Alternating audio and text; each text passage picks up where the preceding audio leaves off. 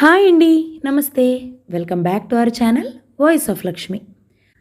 అనన్య గారు రచించిన సారీ చెప్పాలని అనే ఒక చక్కటి కథను వినేద్దామండి. ఇంకోసారి దాన్ని చూడొచ్చు కదా అని ఆ పెద్దాయనన్న మాటలే రాజేష్ చెవుల్లో ధ్వనిస్తూ ఉన్నాయి. బైక్ నడుపుతున్నాడు కానీ చుట్టూ నడుస్తున్న వాహనాల రొద, హారన్లు ఇవేమీ తనకి వినిపించట్లేదు. ఆ పెద్దాయనే గుర్తొస్తున్నారు. ఈ మధ్య రాజేష్కి ఆఫీస్లో పనెక్కువైంది. ఆ విసుగంతా తన మీదే చూపిస్తున్నాడని అతడి భార్య నిత్య ఆరోపిస్తూనే ఉంది.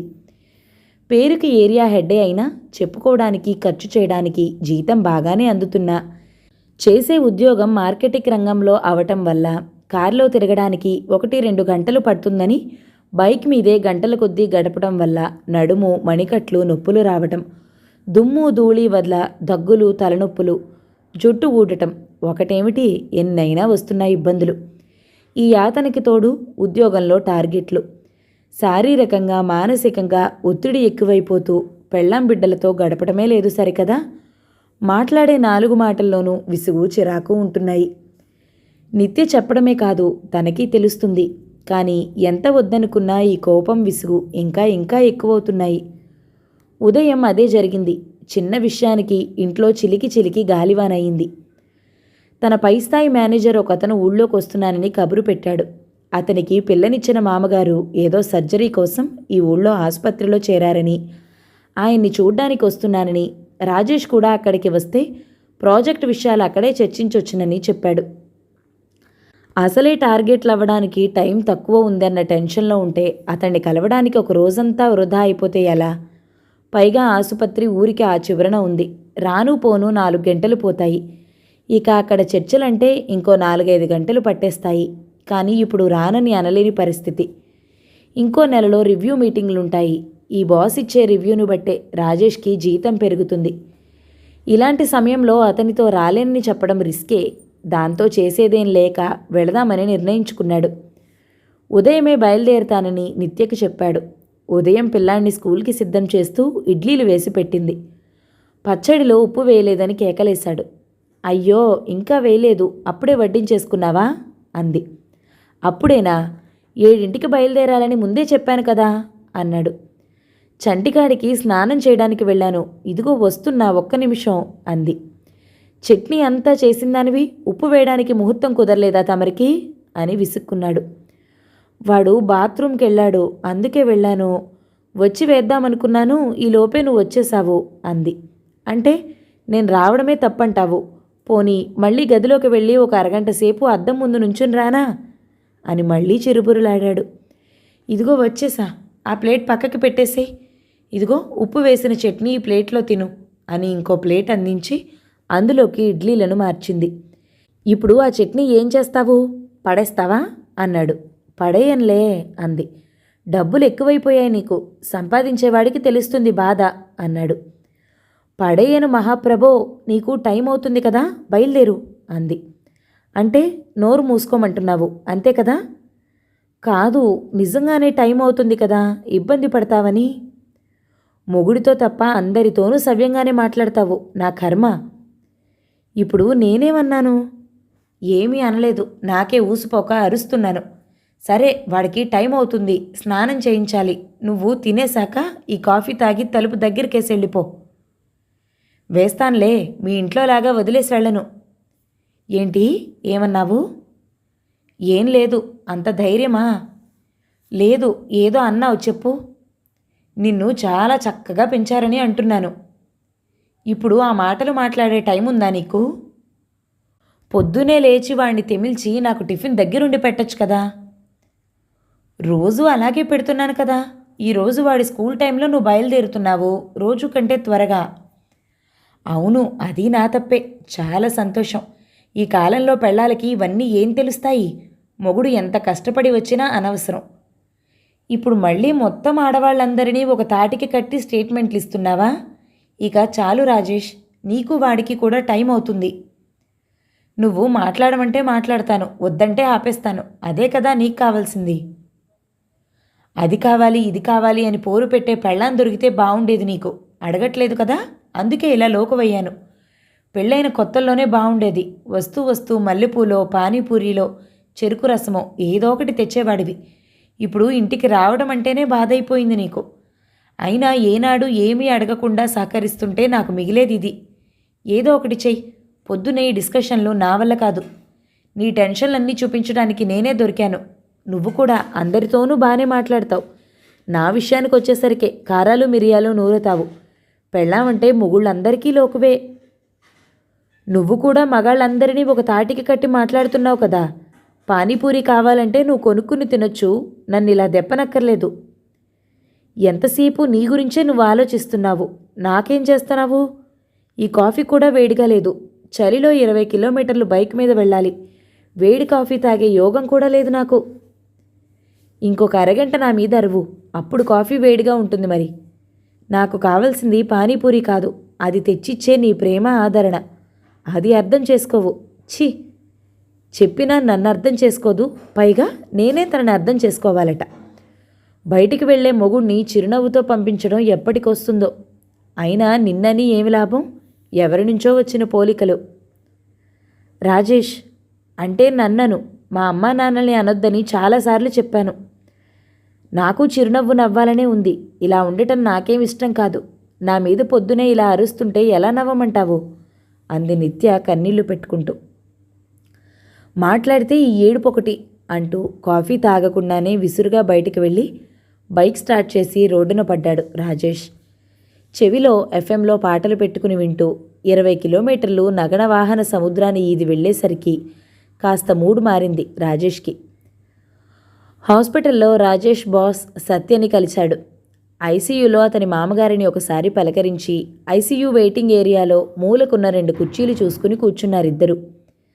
సత్య తన బావమరిదితో, నేను కాసేపు ఇక్కడుంటాను కదా, ఒకసారి నువ్వు ఇంటికి వెళ్ళిరా అని పంపించాడు. కాసేపు ఆఫీస్ విషయాలు చర్చించుకున్నాక క్యాంటీన్లో బిస్కెట్లు టీ లాగించి మామూలుగా రాజకీయాలు షేర్ మార్కెట్ల కబుర్లు చెప్పుకుంటున్నారిద్దరు. 2 కుర్చీల అవతల కూర్చున్న ఒక వృద్ధుణ్ణి ఇంతవరకు వాళ్ళు గమనించలేదు. ఆయనే రాజేష్ని పిలిచి, బాబు ఇక్కడ ఫోన్ ఛార్జింగ్ పెట్టాను, నా బ్యాగ్ ఇక్కడ ఉంది. ఐసీయూ నుంచి నర్స్ నన్ను రమ్మని పిలిచింది, ఒక్కసారి వెళతాను. నా ఫోను నా బ్యాగు కొంచెం చూస్తారా బాబు అన్నారు. రాజేష్ వాచి చూసుకుంటూ, నేను ఇక్కడ ఇంకో అరగంట మాత్రమే ఉంటానండి, ఈయన కూడా ఇంక బయలుదేరతారు అన్నాడు. అబ్బే 5 నిమిషాల్లో వచ్చేస్తాను బాబు అన్నారు ఆయన. సరే వెళ్ళిరండి అన్నాడు రాజేష్. ఆ పెద్ద ఆయన నడిచి వెళుతుంటే గమనించాడు రాజేష్. చేతివేళ్లు సన్నగా వణుకుతున్నాయి. చిన్నపిల్లల కంటే చిన్నగా బుడిబుడి అడుగులు వేస్తూ నడిచి లిఫ్ట్ వైపు వెళ్తున్నారు. 80 ఏళ్ల పైనే ఉంటుంది వయసు. కాటన్ తెల్ల పంచె మీద లేత నీలం రంగు చొక్కా వేసుకున్నారు. చిన్న సంచి చేతిలో పట్టుకుని నెమ్మదిగా చిన్న చిన్న అడుగులతో లిఫ్ట్ చేరుకున్నారు. పాపం కదా రాజేష్, పెద్దవాళ్లకి ఎంత కష్టం. పిల్లలంతా ఏ ఎన్ఆర్ఐలో అయ్యుంటారు. ఐసీయూలో ఉన్నది ఆయన భార్య అయ్యుంటుంది అన్నాడు సత్య. అయ్యుండొచ్చు అన్నాడు రాజేష్ ఏదో ఆలోచిస్తున్నట్టుగా తల ఊపుతూ. పిల్లలు ఏ అమెరికాకో ఆస్ట్రేలియాకో చదువుకో ఉద్యోగానికో వెళతా ఉన్నప్పుడు ఆనందంతో అందరికీ మా వాడు ఆ దేశంలో ఉన్నాడు, మా అమ్మాయి ఈ దేశంలో కాపురానికి వెళ్ళింది అని చెప్పుకుంటారు. తీరా పిల్లల ఆదరణ తల్లిదండ్రులకు అవసరమయ్యేసరికి వాళ్ళు రాలేరు. ఇక్కడ వీళ్ళొక్కరే ఉండిపోతారు. ఇప్పుడు మా బావమరిదిని చూడు, ఇక్కడ ఉన్నాడు కనుక తండ్రిని చూసుకుంటున్నాడు. మేము పిలవగానే పలికేలా ఉన్నాము.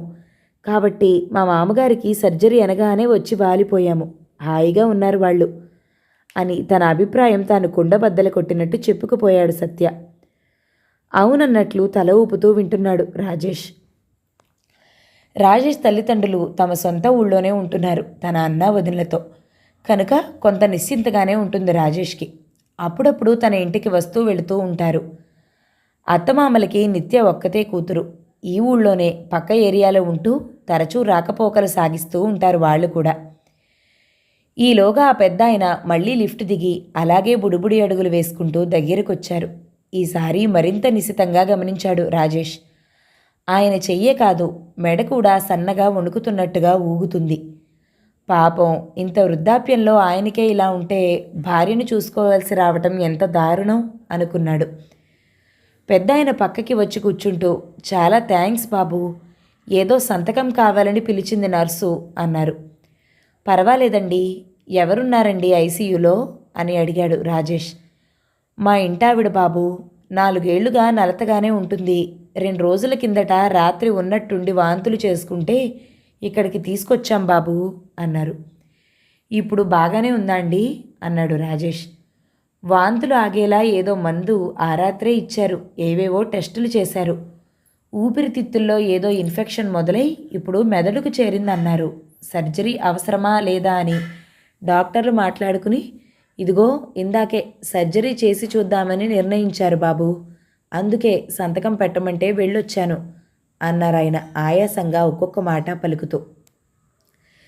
మీ పిల్లలెవరూ దగ్గరలో లేరా అండి అడిగాడు సత్య. ఉన్నారు బాబు. 3 పిల్లలు ఈ ఊళ్ళోనే ఉన్నారు. రాత్రి ఒకరు పగలు ఒకరు ఇక్కడే ఉంటున్నారు. నన్ను ఇంటికెళ్ళిపోమన్నారు. నేనే ఇక్కడుంటానని పట్టుబట్టాను. కొడుకు కోడలు స్నానాలు భోజనాలు చేద్దామని ఇందాకే వెళ్ళారు. కూతురు అల్లుడు ఇప్పుడు నాకు భోజనం తీసుకొస్తారు. రాత్రి మళ్ళీ చిన్న కొడుకు వస్తాడు అన్నారు. సత్య రాజేష్ ఒకరి ముఖాలొకరు చూసుకున్నారు. మనం అనవసరంగా బోలెడు కథలు అల్లేసుకున్నాం కదా అన్నట్టు కళ్ళతోనే కనీ కనిపించకుండా నవ్వుకున్నారు. నేను ఫుడ్ కార్పొరేషన్లో చేసి రిటైర్ అయ్యాను బాబు. మాకు 22 ఏళ్లలోపే పెళ్ళయింది. అది నా మేనకోడలే. పాపం 60 ఏళ్ల పైనే ఒకరికొకరం తోడుగా గడిపాం. అదలా మాట పలుకు లేకుండా మంచం మీద పడుంటే అని దుఃఖం పొంగుకురాగా వాక్యం పూర్తి చేయలేక ఆగిపోయి కళ్ళు తుడుచుకున్నారాయన. సత్య రాజేష్ ఏమీ మాట్లాడలేదు. అలాగే ఆయన్ని చూస్తూ కూర్చున్నారు. ఆయనే మళ్ళీ మాట్లాడారు. పిచ్చి పిల్ల చిన్నప్పటి నుంచి గలగలా మాట్లాడేది. కమ్మగా పాటలు పాడేది. ఈ మధ్య ఒక 3 ఏళ్లుగా ముసలిదయింది. ఏదో 3 పూటలా వెళ్ళదీస్తూ వస్తున్నాం. ఇద్దరం ఉన్నారు కనుక. పేరుకి మొగుడు పెళ్ళాలమే కానీ చిన్నప్పటి నుండి అది నాకు ఫ్రెండే. కలిసి ఆడుకున్నాం. నాకు 84 అయితే దానికి 81 ఏళ్ళు. 81 సంవత్సరాల స్నేహం మాది. ఇప్పుడు ఉన్నట్టుండి అలా పడి ఉండటం చూస్తే ఏమీ తోచట్లేదు అన్నారు శూన్యంలోకి చూస్తూ పెదవి విరుస్తూ. రాజేష్కి ఎందుకో పెద్దాయన చాలా నచ్చారు.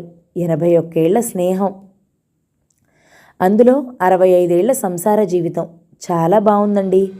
ఆదర్శ దంపతులన్నమాట. మేమైతే ప్రతిరోజు దెబ్బలాడుకుంటామండి. మీలాంటి వాళ్ళ నుంచి ఎన్నో నేర్చుకోవాలి అన్నాడు రాజేష్. ఆదర్శం అనేది చూసేవాళ్ళనే మాట బాబు.